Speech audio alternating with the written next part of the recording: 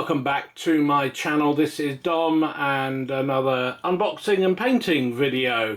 So Warlord Games must have heard me talking about the fact I really need to get back into the Hail Caesar epic scale, and they kindly sent me this box set of the new upcoming Celtic Army warband.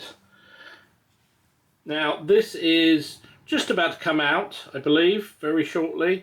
It's been on pre-order for a little while, and I believe the cost is, so the box set here cost £70 retail. Now clearly you can go to some of their third-party retailers. Boards and Swords in Derby for one will give you a good discount on this as well, but £70 is the retail price, so you can bear that in mind. So what do you get? Well, you get the usual high standard, high quality box that Warlord send out with the epic sets, and then inside you get an awful lot of plastic and resin. So this is the Celtic Army. It is consisting of 18 bases of Celtic warriors. That's these fellas here, which will form you 3 units like that. You get 6 bases of the fanatical Gatatastai, I think they're called. I mean, I'm going to butcher names, so anyway, the fanatical troops. Get enough for 1 unit of them. You get 6, so 2 units of 3 each of the lovely looking Celtic chariots. That was really what was most interesting me about this set. 6 bases of Celtic light cavalry, which you've seen before if you've got them. In fact, you will have seen the Celtic warriors and also the Celtic cavalry on the previous Carthaginian sprues. You also get 6 bases of Celtic medium cavalry. So again, you basically get enough for 2 units of light, 2 units of medium, if you're doing them 3 bases to the unit. You get 2 bases of Celtic slingers. Here you get 4 bases of Celtic javelin men, so like this, and you get 6 bases of Celtic bowmen. So plenty of options there for your skirmishing light support. Get 3 mounted commanders and 3 standard bearers as well. In this box set, you also get 6 Gallic warlords on foot. So these are these ones down here. I'll get them out in a minute and have a closer look. So these are Celtic Gallic Celtic chieftains on foot. So you get 6 of those. So this, as a special for this box set, you also get a female Gallic chieftain figure who's in Warlord resin. Boudica, anybody? Anyway, so that's what you got in this box set. So basically the idea of this is it can either form an allied army, or you can pit it against either your Romans or your Carthaginian force. Plenty of forces here to allow you to have a bit of variety in your Hail Caesar forces. So I say the one that really got me excited was the Chariots, and if I'm honest, that was what I really was interested in getting my hands on. But as I say, I'm not going to look a gift horse in the mouth, so thank you Warlords very much for that. I will open it up and have a look. So inside here we get a booklet which talks about a little bit of the history of the Celtic forces, talking about their fights against the Romans and also against the Carthaginians. It gives you a breakdown of the troop types and also details obviously you can follow for how to paint them. And then you've actually got the Gallic army list. So as you say, if you wanted to do just purely a Gallic army, you've got all the things you need here. You've got the composition of the army. You've got, so just zoom in a bit there, so you've got the Gallic army list here. So you've got one of their special commanders here, Brancus, which is who is a leader level 9, has a special ability of expert guides. After choosing table sides, but before the armies are deployed, select up to D3 worth of terrain pieces and move them up to 6 inches. This rule may not move a terrain piece into the opposition's deployment zone and may not cause 2 pieces of terrain to come within 3 inches of each other. They have a special rule, the Gallics. Enemies of Rome units with the special rule add +1 to their clash value when fighting against Rome. And here you can go, the composition of the forces you can put together if you just want to do Gallic. There's your leaders. You could have the composition is each division has to have 4 or more units, excluding light skirmishers. 75% of the total army must be infantry, and 50% of them must be warband. You can also have up to half as many units as skirmishers as non-skirmishers, and you can have up to 25% of your force as cavalry or chariots. 50% of all the cavalry can be light cavalry. So that gives you a composition. You've also got the troop types here. So Gallic medium infantry, warband, have swords and javelins. They have a clash of 9, sustained of 6, short range of 2, save of 5, plus stamina of 6, and they are wild fighters. And then you can upgrade them to large units. The fanaticals have wild fighter, enemy of Rome, and fanatical. So they're pretty chunky as well, but still pretty weak morale. So you're gonna take a few losses with these fellas when they charge in. Chariots, they come as 3 bases apparently. They have a clash of 6, sustained of 5, short range of 4, which is pretty pokey actually. Short range of 4 is very good. They don't have a long range capability. They have a morale save of 4+, which is just about the best thing they have in this army, and a stamina of 6 and cost 27 points each. So there's your troop types. You've also got some nice scenarios here. This one, Carthage against one of the Gallic tribes. Another one, this one's Romans against the Gallics, which is a Gallic ambush of Romans. Who doesn't like to ambush? And you've got a Gallic civil war, which is really cool indeed. So there you go, that's the book that comes with it. But what you're really interested in is the plastic, isn't it?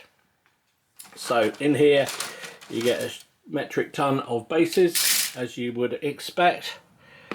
We've got a base, we've got a sprue here of Celtic warriors.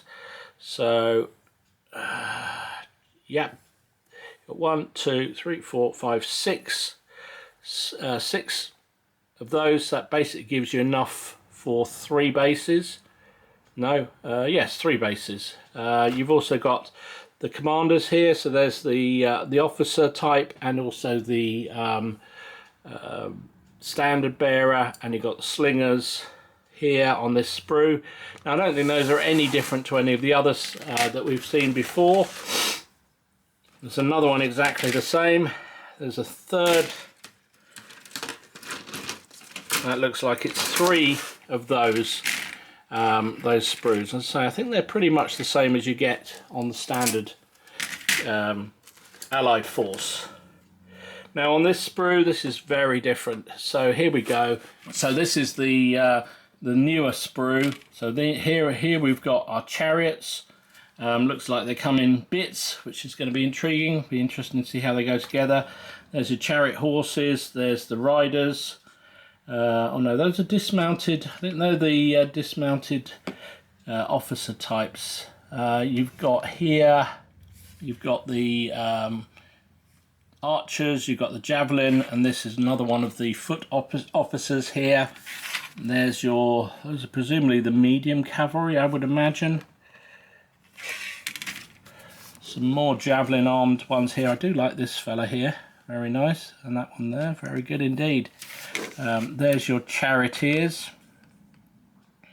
So that's the driver, that is the rider, and these are the 2 officers, or 2 You've got the musician and the standard bearer to go with the officer groups.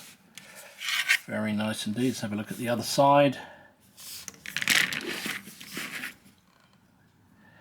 There's your fanatics.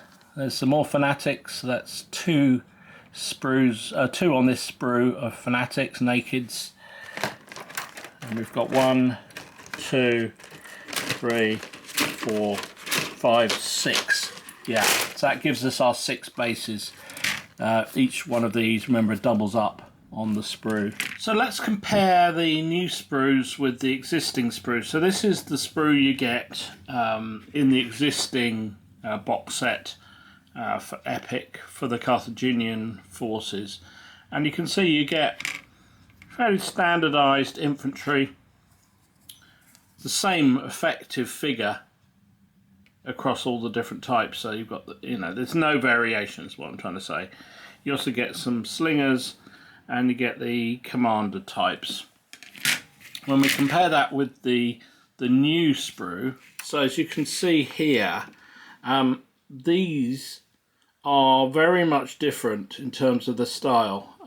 You've got the standard, there's the boar's head or the boar's body standard there, which gives you the command base that you want. One of the frustrations I had with the initial Carthaginian pack was that you didn't get any command bases. So effectively you've got here on each of these sprues 1, 2, 3 with the musician there.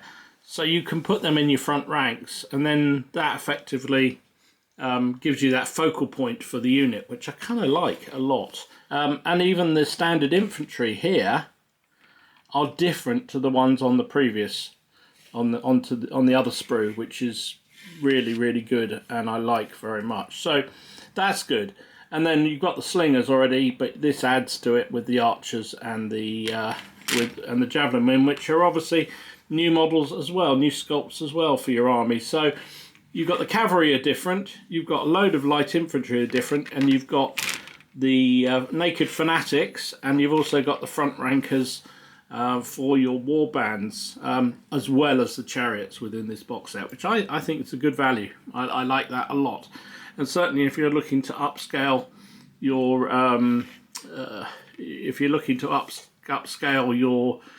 Gallic war bands, this is going to be a real no-brainer for you. So there we go, that's what we've got in terms of the troops. Let's have a quick look at our special figure. So this is the female chieftain, and there she is. Just bring that up a bit.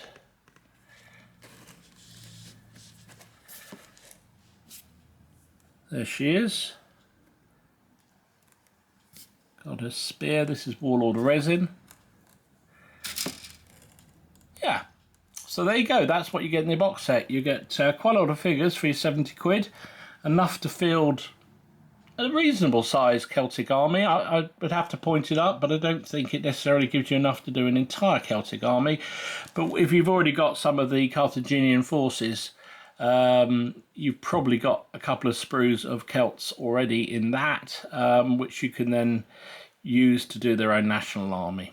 So I'm going to have a go at putting together the chariots, and I'll come back with what they look like. Right, let's quickly assemble one of the chariots here. So I've just popped it off the sprue. I just noticed I haven't cleaned up that little bit there. Excuse with. So I feared this might be quite tricky to put together, but actually relatively straightforward. So just clip. That's the base. Well, the floor of the chariot, I guess. And you can see here they've got sort of little slots for the sides to go in. Now there's 2 different types of sides.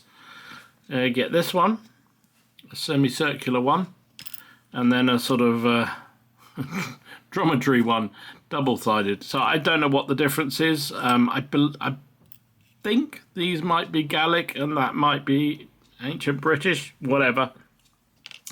I'm going to use the semicircular one, so I'm just going to use a little bit of glue down there.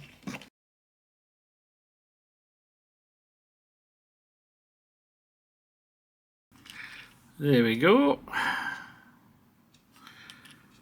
Beauty of using that sort of cement is that there's a little bit of play in them for a while after you've stuck them. If you use super glue, it's going to stick forever, and want to make sure they're absolutely perfect. That's that. Then the wheels.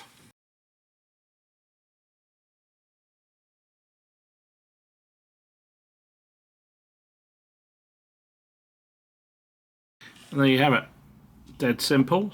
Now you notice on the in the middle of the, or the front of the chariot itself, there's a little circular dip there. Now that appears to be for the driver. If you look on the bottom of his, he's got a corresponding, well, it will do if I clean that up, he's got a corresponding piece to slot in there. Now I've done it with this one, and you can see, unfortunately, that then leaves the base looking a bit obvious. So I'm going to do the rest of them like this, but I might, on the second three, try and just chop the legs or chop the base off entirely and just stick it straight onto the floor of the chariot. But for now, I'm going to use what they give me.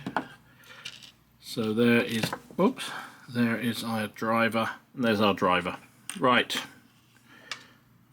Easy peasy peasy. Go together very simple. Here's one I made earlier in the best Blue Peter tradition. So there's the horses.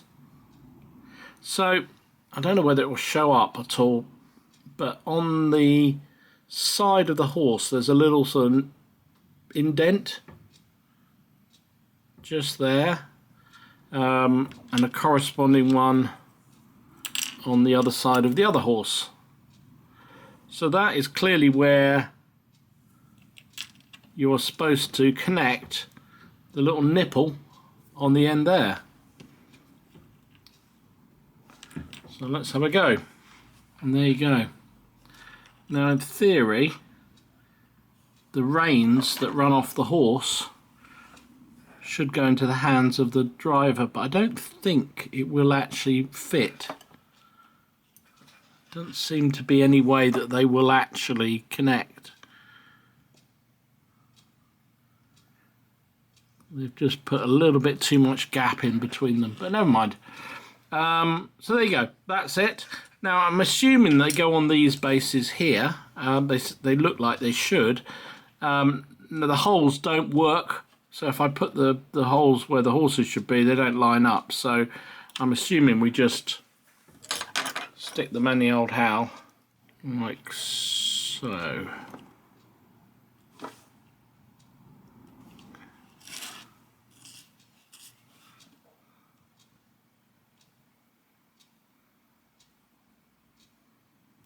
There we go. Yeah, those reins aren't too far off connecting. I won't put the passenger on, so obviously on the sprue you've got this guy here, who is a noble of some sort. I suppose you could use these as you wished, and potentially even the other officer here. So I'm going to use them to interchange and put different ones on, but I'll put them on separately because I want to paint up, be able to get into the chariot once that's all dried. So I'll let all that dry and then show you what they look like with some paint on them. So there you go, that is the Fanatics painted up to a tabletop standard. Didn't take me very long indeed, a lot of contrast paints, bit of wash, bit of highlighting on the skin, on the faces anyway. I left the naked backs and bums pretty much just using the contrast on. Used a white undercoat, which I don't often do, but for contrast and particularly for the epics they work very nicely. Multicoloured shields, and then just using a paint pen to try and pick out some details and do some little sort of artistic effects on the shields. Basing, just used the Vallejo mud, which I've been using for all my epic figures, so I want to make sure they all fit in reasonably well. It's the sort of the yellower almost sandy colour that you can get for these. So yeah, quite pleased with how they've come out. Something a bit different, and you can see the flexibility of these sculpts. Really nice indeed to get done. But you weren't bothered about those. You really wanted to see the chariots, didn't you? So hold on, let's have a look at the chariots. So there you go, those are the chariots. So in the middle is the Boudica figure, the female warlord. I put her on the... I just thought... I know on the in the artwork they suggest using the this rider here. But I just thought for a bit of variety, you've got those dismounted commanders. Why not use some of those? So I've used one of the commanders. I've used the Boudica special figure, and I've used the chariot rider they suggested you should use. And you know, so they're not going to win any they're not going to win any whatever they call them, Golden Demon Awards or anything like that.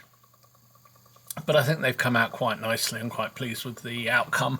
So the only thing I would do differently next time is I wouldn't assemble the entire model. So I'd put the chariot together, possibly put the driver on, but then not put the horses in yet, because it's quite fiddly to paint around them. I mean, it doesn't matter at this scale. You can get the brush in fairly easily, and if there's a little bit of a slop onto the other horse, it's not going to be terribly noticeable, especially when you've given it a wash and a light dry brush. But it was just a bit fiddly and didn't need to be. Also, I will definitely, for the next ones, be cutting off their bases just to get them down to the bare feet. There's a risk you end up chopping their feet off, but I just think I prefer the look rather than having the sort of pudding bases there. But I'm very pleased with how they've come out, and I think they'll be very effective. They are, obviously, looking at their stats, they are very much a missile, light cavalry kind of unit. 4 dice of shooting is going to be very effective indeed. Probably not going to be so effective at closing home, but then forget the idea of scythe chariots with these fellas. They are transport vehicles. I mean, there are lots of discussions about how they were actually used on the battlefield. Were they just purely like a taxi to get the lords to the front line and move them around the battlefields, or were they an actual fighting platform of some sorts? The rules seem to suggest that they want them to be played as a kind of mobile missile platform, and certainly the stats seem to play that through. So they'll be fun. They're just something nice and look good on the table. Bit of variety, something different, and you want those sort of you want the things that you imagine the army should have from history. So, you know, the Carthaginians have their elephants, the Romans have their legions, the Gallics have their chariots, and that's very much in keeping with it. So I'm very pleased with how it came up. So once again, thank you to Warlords for sending this over. Really appreciate it. Hope you enjoyed the look at the sprues and sort of what I've done with at least a couple of them anyway. I'm going to work through the rest. The Gallics are great fun and fairly easy to paint up, which is a huge boon for me. But I hope you found this useful. If you did, please like, share, subscribe, comment in the comments down below. Are you going to be going after a Celtic warband? Are you going to add a Celtic army to your Hail Caesar forces? Gotta love a bit of barbarian, right? That's my feeling. Anyway, thanks for watching. Stay safe, stay well, and I'll see you all again soon. This is Dom, signing out.